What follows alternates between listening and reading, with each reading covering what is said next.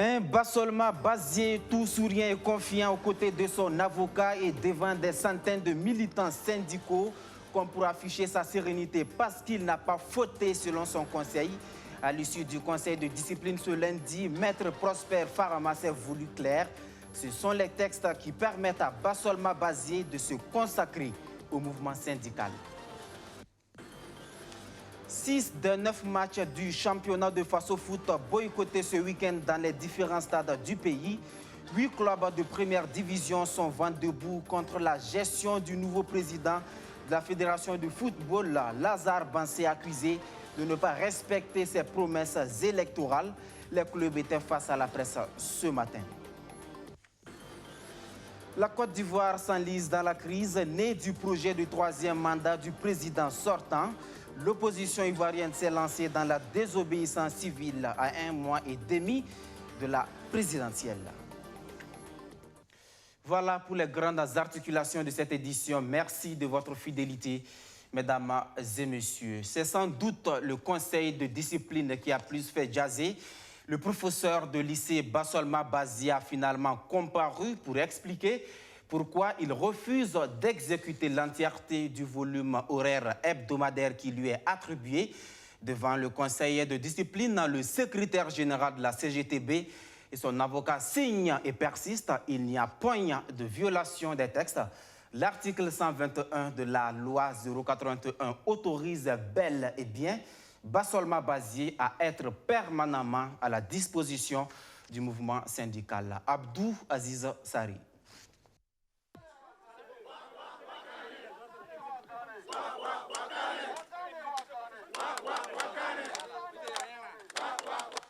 Le drapeau rouge dans les airs, les syndicalistes chantent pour accueillir leur général, fraîchement sorti du conseil de discipline. Visiblement, Bassolma Bazié semble confiant, en dépit des charges retenues contre lui. Il lui est reproché de n'avoir pas exécuté une instruction tendant à accomplir un volume horaire de 10 heures au lieu de 3 heures qu'il accomplissait depuis près de 10 ans. Mais selon son avocat, le secrétaire général de la CGTB n'a commis aucune faute car il existerait une loi qui autorise les permanences syndicaux. Beaucoup de Burkinabés ne savent pas ce que c'est. Les permanences syndicaux, c'est-à-dire que l'État s'engage à ce que des agents de syndicats, notamment des responsables désignés, qui sont agents de la fonction publique ou même travailleurs du privé, soient mis à disposition du syndicat. Donc ils travaillent dans le syndicat, mais ils sont payés par la fonction publique. Et une loi, la loi 081, son article 121, a adopté ce principe-là. Au Burkina, il y aura désormais des permanents syndicaux. Sauf que depuis 5 ans, on attend la mise en œuvre pratique, rien n'est fait. Donc vous ne pouvez pas comprendre, mais comment vous pourrez comprendre qu'un État qui admet des permanents syndicaux puisse reprocher à un responsable syndical de ne pas accomplir le volume horaire légal imparti aux enseignants. D'ailleurs, je me demande si au Burkina Faso, je m'excuse auprès des enseignants, s'il y a un seul enseignant qui accomplit le volume horaire imputable aux enseignants. Selon Maître Prosper Farama, Bassolma Bazié ne s'est jamais mis au-dessus de la loi. En plus, il a toujours obtenu une note de 9 sur 10 pour travail bien fait, avec proposition de félicitations ou de décoration. Et ce, depuis 7 ans, de façon continue. Cette affaire ne nécessitait pas donc un conseil de discipline, sauf s'il y a d'autres considérations subjectives. La question qui se pose, ce n'est pas une question de M. Bazié. Nous l'avons répété au Conseil. Au-delà de M. Bazié, c'est la problématique de la construction de l'état de droit au Burkina Faso et la place et le rôle des syndicats dans la construction d'un état de droit. Tous les jours, vous voyez M. Bazié et ses autres collègues de l'UAS en discussion avec le gouvernement, pendant des semaines quelquefois. D'autres fois en déplacement à Genève pour rencontrer, pour participer à des instances internationales.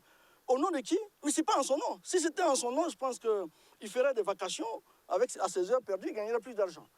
Mais il le fait, c'est pour l'état de droit. C'est pour construire la démocratie. Parce que dans un état de droit, les syndicats ont une place forte dans la construction de l'état de droit. Et ce qu'il fait, c'est pour l'ensemble des fonctionnaires, des travailleurs du Burkina Faso. Et c'est pour cela que la loi lui confère des allègements. Le gouvernement prendra sa décision dans 1 mois. Il n'aura pas de problème si elle convient. Dans le cas contraire, ils aviseront ce que de droit, selon Maître Prosper Farama. En attendant donc que le gouvernement décide du sort de Bassolma Bazié, le monde de l'éducation peut se réjouir de l'inauguration d'une nouvelle infrastructure dans le domaine. Après d'énormes goulots d'étranglement rencontrés depuis 2014, date à laquelle les travaux ont démarré, L'ENEP de Tenkodogo est enfin inaugurée, une école de formation des enseignants du primaire qui a nécessité plus de 3 milliards de francs CFA de financement. Reportage. Enfin, le bout du tunnel à l'ENEP de Tenkodogo. Que de grognes et autres manifestations des pensionnaires pour exiger de meilleures conditions de vie et d'études pendant ces 3 dernières années où l'institution fonctionnait sans que ses travaux ne soient achevés. Après d'énormes péripéties et un rendez-vous manqué en février dernier, l'École nationale des enseignants du primaire de la cité de Zungrantenga est enfin inaugurée. Le premier acteur qui exprime un ouf de soulagement, c'est le directeur général, lui qui a fait face à toutes les revendications. La leçon qu'on pourrait retenir est que, quelle que soit l'ampleur d'un projet, on le débute toujours par un bout et on l'achève grâce à la persévérance. L'enseignant bien formé, déterminant d'une éducation de qualité, est la meilleure réponse que notre pays doit opposer à la barbarie terroriste. À travers cette jeunesse brillante et conquérante, qui sortira de cette nouvelle école de formation. C'est la lumière de la connaissance que nous brandissons devant nous. Et cette lumière dissipera les ténèbres de l'ignorance et de la haine. Bâti sur une superficie de 47 hectares, l'ENEP de Tenkodogo dispose d'un bloc administratif, d'une infirmerie, d'un centre de ressources, d'un amphithéâtre d'une capacité de 500 places, de dortoirs, de logements administratifs, entre autres. Donc de dortoirs, dont 3 dédiés aux filles et 4 aux garçons, avec une capacité d'hébergement de 480 lits. Il faut noter aussi que tout ça s'accompagne avec un réfectoire, donc pouvant servir effectivement environ 600 repas par service.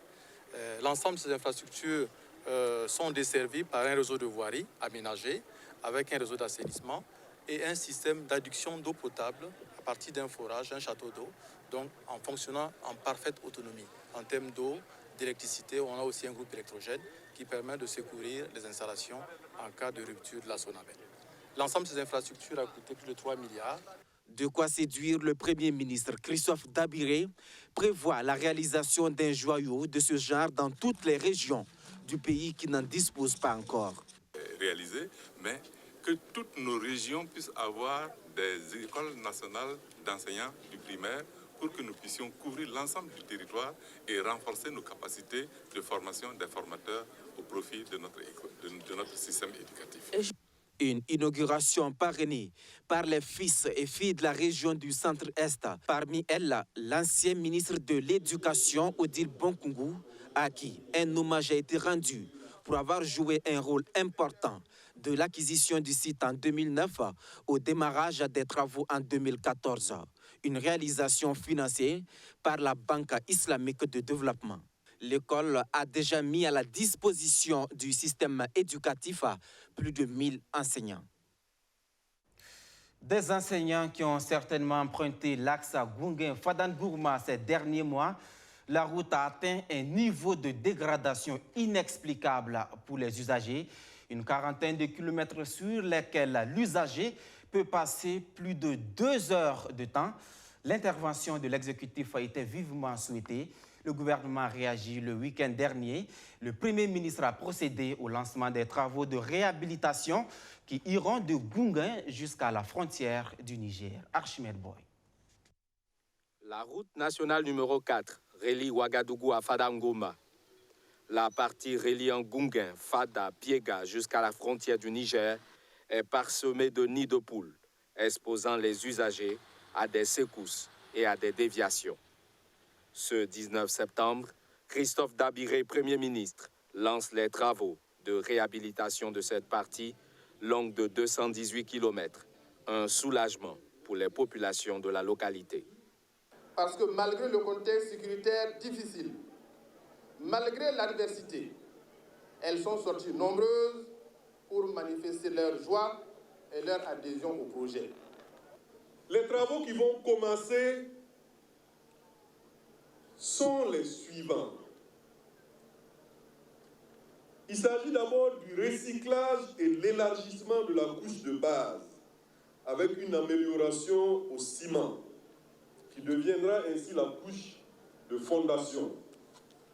Il s'agit ensuite de la mise en œuvre d'une nouvelle couche de base en grave bitume d'épaisseur 8 cm. Sur cette couche de base viendra donc se répandre majestueusement le béton bitumineux à module élevé, le BBME de 5 cm. Le coût total de ce projet est estimé à plus de 125 milliards de francs CFA. Sur cette RN4, il y a aussi l'axe Kupela-Gungen. Il est entièrement rénové. Dans la foulée, le Premier ministre procède à l'inauguration de ces 34 km de voirie. Certains vont dire que c'est un bout de route et que nous sommes en train d'inaugurer des bouts de route. Mais une route commence toujours par un bout et finit par un autre bout. Aujourd'hui, nous avons 34 km de route bitumée que nous mettons à la disposition des opérateurs économiques de notre pays, des populations de notre pays et des populations de la région du centre-est. L'axe Kupela-Gungen est financé par l'Union européenne à hauteur d'environ 15 milliards de francs CFA. Et lui devrait coûter environ 480 milliards de francs CFA. Il s'agit du tronçon Bobo-Dioulasso jusqu'à la frontière ivoirienne longue de près de 200 km.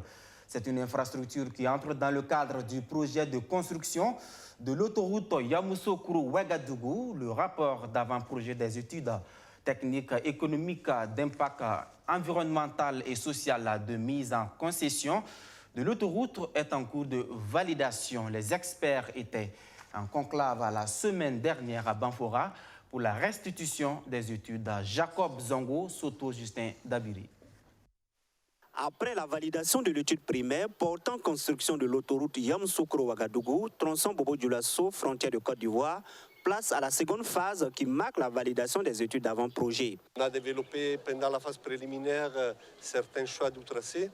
À la suite, dans la phase préliminaire, sur les tracés retenus, on a entamé des études d'avant-projet sommaires dans tous les domaines, géotechnique, topographique, hydraulique. Également, on a développé l'importante phase de l'étude d'impact environnemental et social, et également de la mise en concession. Donc, toutes ces phases-là se sont abouties, nous ont permis de déposer l'avant-projet sommaire au jet de la restitution. À ce stade du projet, plusieurs études ont déjà été réalisées par le bureau en charge de l'exécution des études. Il est attendu donc de ce séminaire des apports et des suggestions du comité de restitution du projet d'autoroute Yamoussoukro-Ouagadougou pour parfaire l'étude afin d'entamer la phase pratique des travaux. Les techniciens qui sont tous là ne vont pas être unanimes de ce qui est produit par le consultant. Il y aura des observations et on va donner encore le temps aux consultants de prendre en compte ces observations-là. Et de reverser d'abord un APS définitif, mais après de faire ce qu'on appelle un APD définitif, donc un avant-projet définitif, et qui va intervenir dans le premier semestre de 2021. Donc c'est après coup que le gouvernement dispose de données techniques, économiques, pour pouvoir commencer à prospecter, à faire ce qu'on appelle, à vendre le projet, pour pouvoir trouver des bailleurs de fonds pour l'exécuter.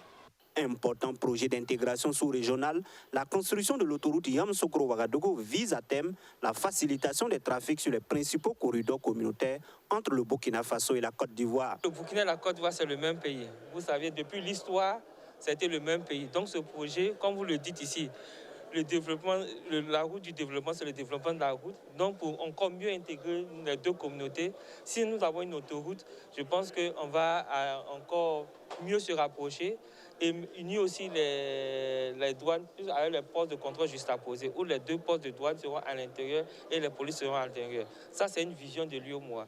Et ça commence d'abord par l'autoroute et puis nous allons, on espère que dans les jours futurs, on va faire tomber les barrières, les frontières barrières.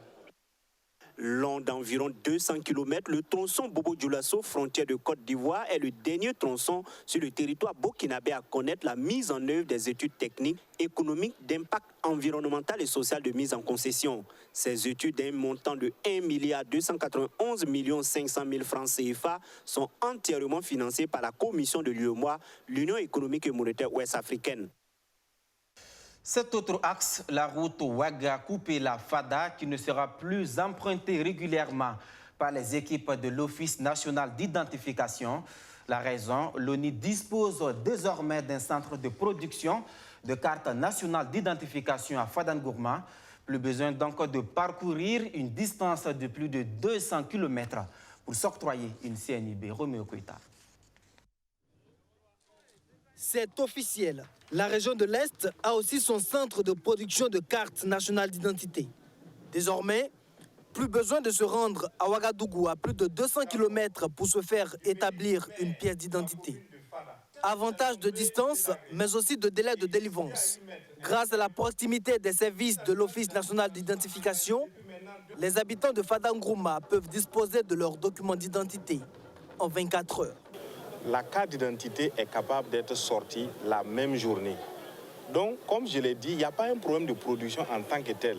C'est le problème lié au délai en fait, de transmission, de déversement qui handicape en fait, la production des cartes d'identité. Donc, pour ce centre-là, lorsque la collecte est faite aujourd'hui dans la ville de Fadangourma, on peut au maximum vous donner 72 heures, 48 heures pour vous sortir la carte d'identité produite par le centre de production de Fadangourma. Le centre peut produire jusqu'à 1000 cartes d'identité par jour. La salle de production est déjà équipée. L'équipe de l'ONI installée, prête à faire tourner les machines. Des centres comme celui-ci, le gouvernement compte en construire 5 dans les chefs-lieux de région. La priorité accordée à la région de l'Est se justifie par la distance, mais aussi et surtout par la question sécuritaire. Disposer d'un document d'identité dans ce contexte faciliterait la tâche aux forces de défense et de sécurité dans leur mission. Il est impérieux, dans un système de sécurité dégradé, de pouvoir justifier son identité à tout moment. La première mesure pour un citoyen honnête de justifier son impartialité, c'est de montrer d'abord une pièce d'identité qui justifie son appartenance à cette collectivité. Maintenant, le reste, quel est son comportement, ça c'est une autre chose. Cette antenne déconcentrée de l'ONI de Fadangourma entre en fonction à compter de la date d'inauguration. Elle porte désormais à 3 les centres de production de cartes nationales d'identité au Burkina Faso, après celui de Ouagadougou et de Bobo-Dioulasso. Il dit avoir refusé la distribution d'espèces sonnantes et trébuchantes à son congrès d'investiture. Conséquence, au Palais des Sports de Ouaga 2000 ce samedi, la mobilisation n'était pas au rendez-vous au congrès du Front progressiste. Mais qu'à cela ne tienne, le président Roch Marc Christian Kaboré a été investi comme le candidat du parti de Gafarou Nignan à la présidentielle de novembre prochain. Rémi Lambert-Nibi. Vous savez, nous, on a refusé de donner 2000. On a refusé de donner 1000 francs aux gens. Les gens étaient dans les quartiers, ils étaient là, mobilisés. Ils étaient plus de 5000. Mais on a refusé de distribuer le carburant. Les gens sont venus dans les cars, ils ont dit qu'il faut 1000 francs, il faut 2000, que c'est comme ça que tous les partis font.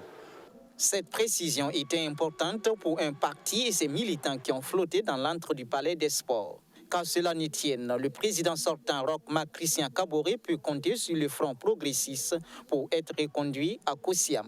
Il est le candidat investi par ce parti membre de l'APMP, même si cela a été par défaut selon son président.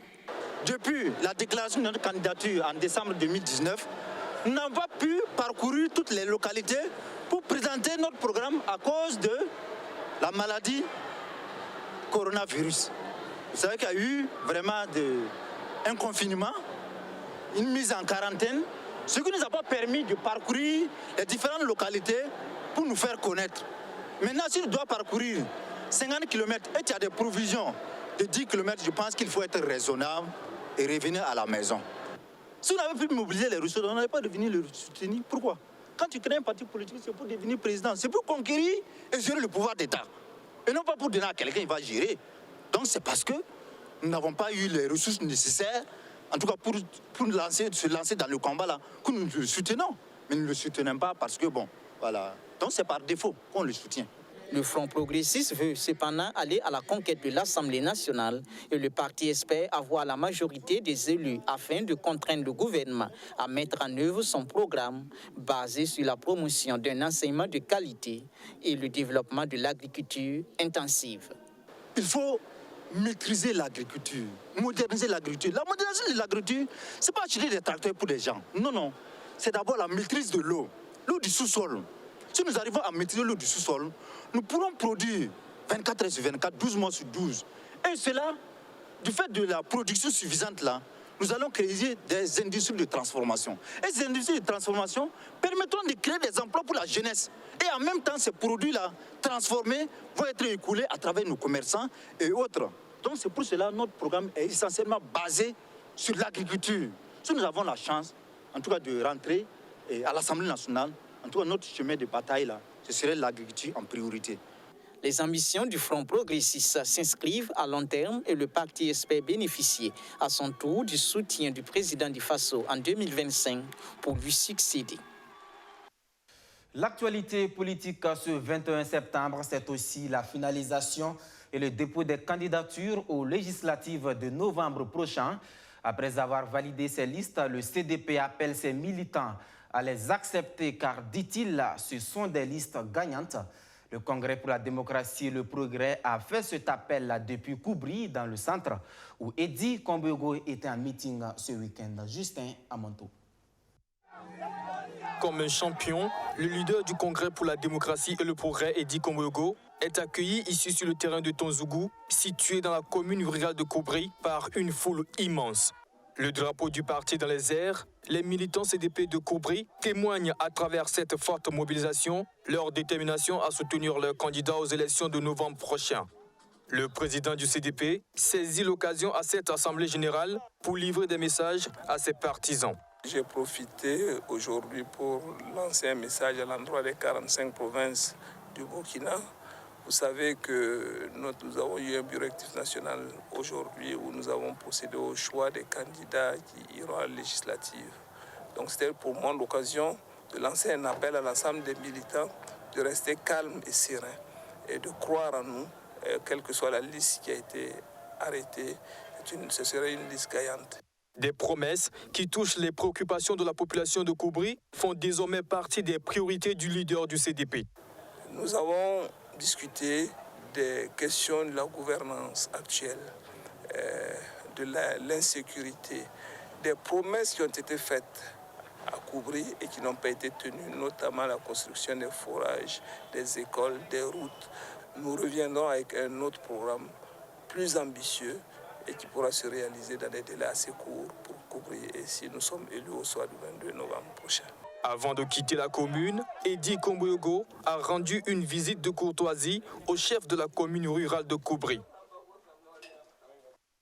En Côte d'Ivoire, la situation sociopolitique prend une autre tournure à 1 mois et demi de la présidentielle.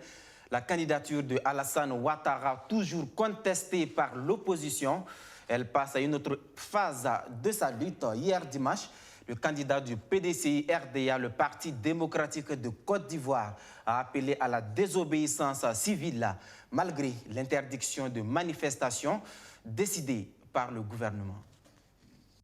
Atmosphère sous tension à un mois de l'élection présidentielle en Côte d'Ivoire. Dimanche, l'ancien président et candidat Henri Konan Bédié a appelé à la désobéissance civile en réponse à la candidature de l'actuel chef d'État ivoirien, Alassane Ouattara. À 86 ans, le candidat du Parti démocratique de Côte d'Ivoire est l'un des 3 seuls adversaires de Ouattara après que la commission électorale ait exclu 40 autres candidats potentiels.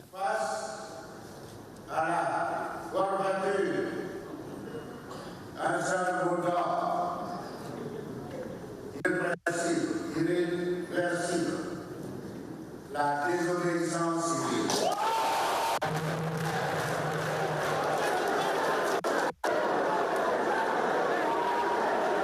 Nous sommes ici ce jour, partis politiques, plateformes politiques, organisations syndicales et sociétés civiles, pour exprimer notre farouche opposition à cette violation de la loi fondamentale, la Constitution. L'argument de la candidature du président Ouattara repose sur les modifications de la Constitution de 2016. Pour ses partisans, réunis à Paris dimanche, cette nouvelle Constitution remet les compteurs à zéro et permet au président de se présenter pour un premier mandat au sein de la Troisième République. Le gouvernement a imposé une interdiction de manifester jusqu'au 30 septembre.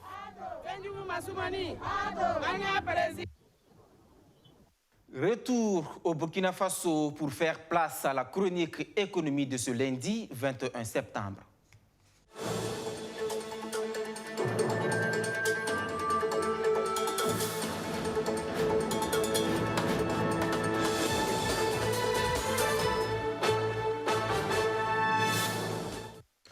Le secteur minier, véritable moteur de l'économie nationale, oui, c'est possible, mais faut-il que les conditions soient réunies pour y arriver? Autrement dit, il faut du contenu local dans ce domaine, un concept qui fonde la stratégie de développement de plusieurs pays miniers et pétroliers. Qu'en est-il du Burkina Faso? C'est le sujet que Rémi Lambert-Nébé aborde ce lundi.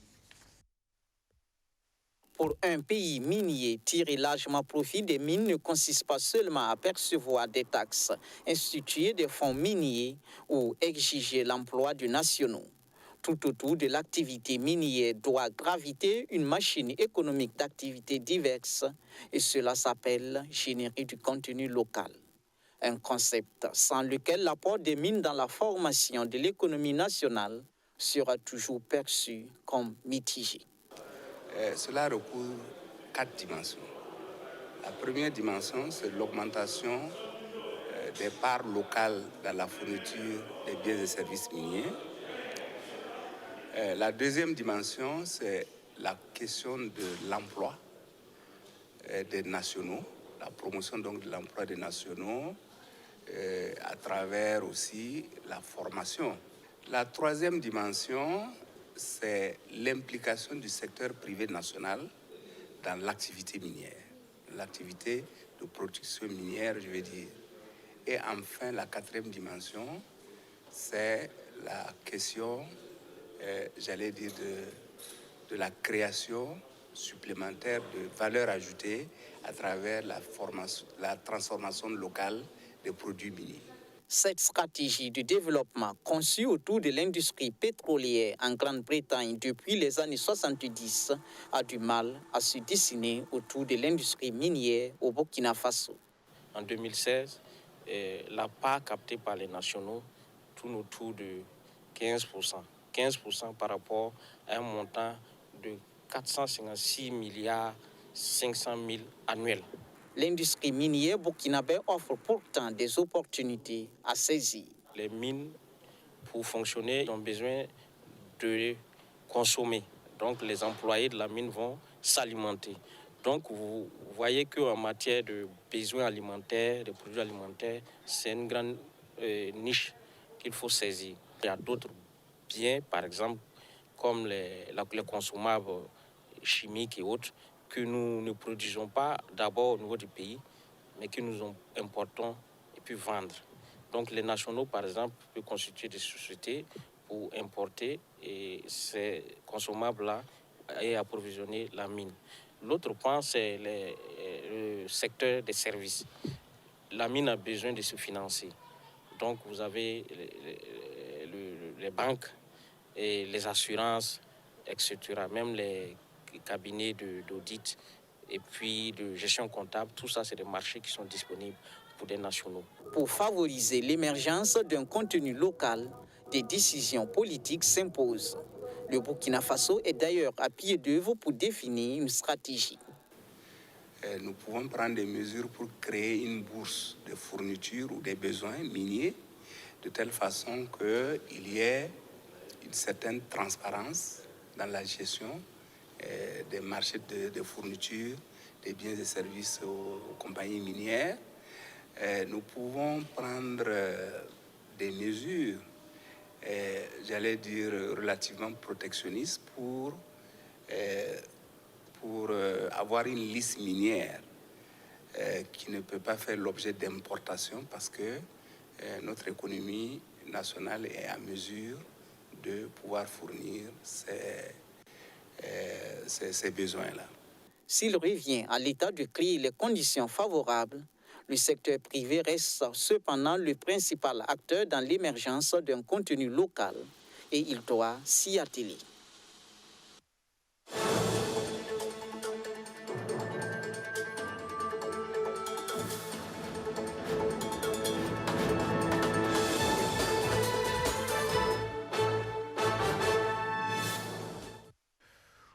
le secteur minier, l'autre levier du développement, c'est l'agriculture.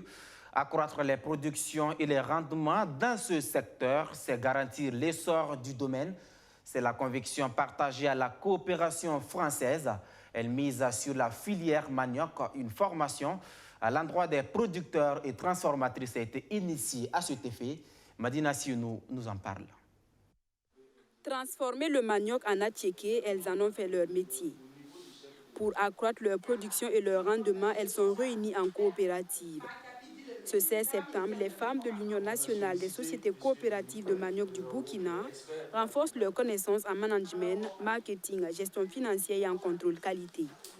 À travers cette formation, la coopération française entend augmenter la production de manioc biologique au Burkina Faso. La présente formation s'inscrit dans le cadre d'un programme de renforcement des capacités des producteurs et des transformatrices de manioc, financé par la coopération française dans le cadre d'un appel à projet. L'objectif, c'est d'augmenter leur capacité de production de manioc biologique dans les zones périphériques de Ouagadougou et de Bobo-Dioulasso. Donc, il s'agira de former 120 femmes pour améliorer les produits qui sont mis sur le marché. La question de la formation résolue reste celle de l'octroi des crédits pour booster leurs activités. Pour ce faire, la directrice générale du FARF, le Fonds d'appui aux activités rémunératrices des femmes, explique à ces transformatrices de manioc le mode de fonctionnement de sa structure et les conditions de financement. Je pense que c'est vraiment des femmes à encourager. Et le FARF est un fonds national de financement dédié uniquement à la femme. Et pour toutes leurs activités génératrices de revenus, pour toute femme qui a une activité génératrice de revenus, elle peut s'approcher du FARF pour obtenir les financements. Donc, ces femmes que nous avons dans le domaine de l'attiéké, la transformation, ça peuvent aussi effectivement venir et obtenir des crédits à notre niveau pour leur activité. Pour l'Union nationale des sociétés coopératives de manioc du Burkina, ce tête-à-tête avec la directrice générale du FARF leur a été bénéfique. C'est comme je l'ai dit dans la salle, c'est une première. On la voit à la télé, mais en tout cas aujourd'hui, elle a accepté, vraiment vu son calendrier chargé, pour venir nous rencontrer et on l'a vu face à face, échanger avec elle pour mieux comprendre la structure et voir comment on pourra bénéficier. Cet atelier de formation des producteurs et des transformatrices de manioc est financé par la coopération française. Après ce renforcement de capacité des 120 transformatrices de manioc, ce sera au tour de 1200 producteurs de renforcer leurs connaissances sur les techniques de production intensive et de conservation du manioc biologique. Lazare Bansé fait face à sa première crise depuis sa prise de fonction à la tête de la Fédération burkinabé de football. C'est inédit. 6 des 9 matchs du Faso Foot n'ont pu se jouer ce week-end. 8 clubs de la première division ont décidé de boycotter le championnat. Si une relecture du règlement intérieur n'est pas opérée et si le nouveau président de la FBF ne tient pas ses promesses de campagne, la situation restera inchangée, menace le groupe de 8 A. De son côté, le président Lazare Bansé, lui, se veut ferme. Des sanctions vont tomber. C'est le grand format de ce 19h30. Il est signé Luc Pakbelgen. La saison 2020-2021 du Faso Foot a connu son top départ le vendredi 18 septembre avec l'opposition Léopard de Saint-Camille contre Vitesse FC de Bobo-Dioulasso.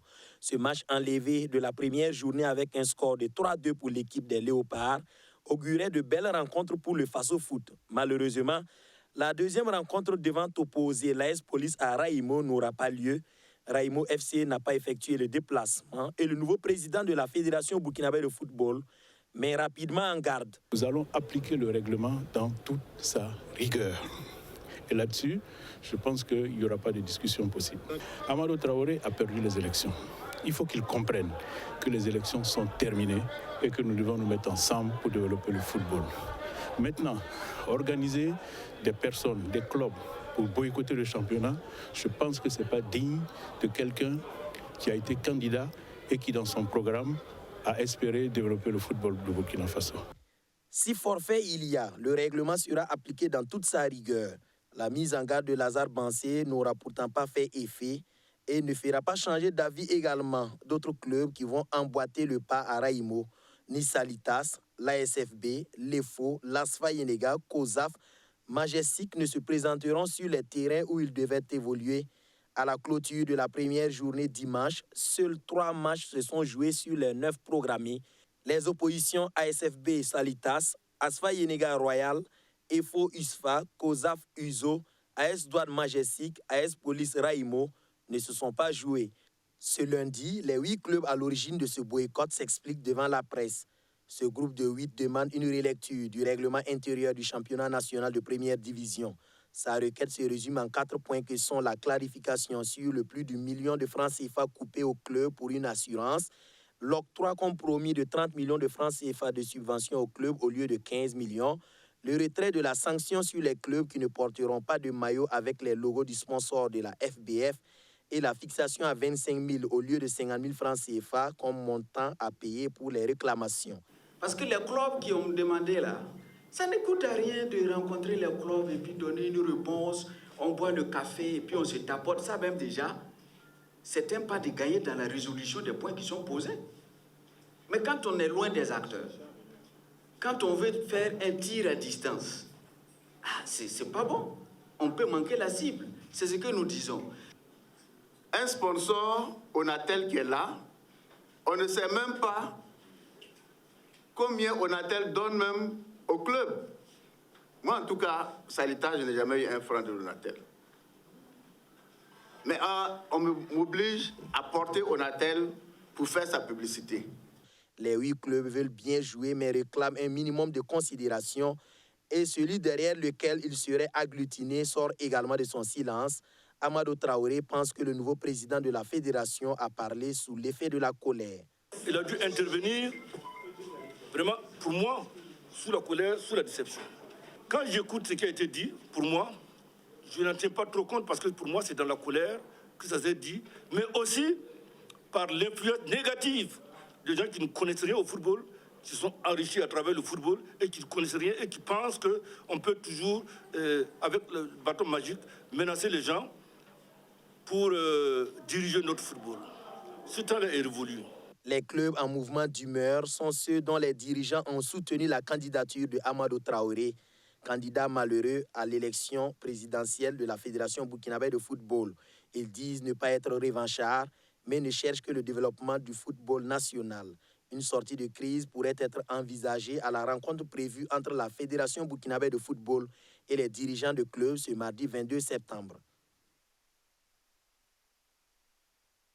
Fin de cette édition. Merci à tous de l'avoir suivi. Merci de votre fidélité constante depuis Bobo Dioulasso et ses environnants. À demain pour d'autres actualités.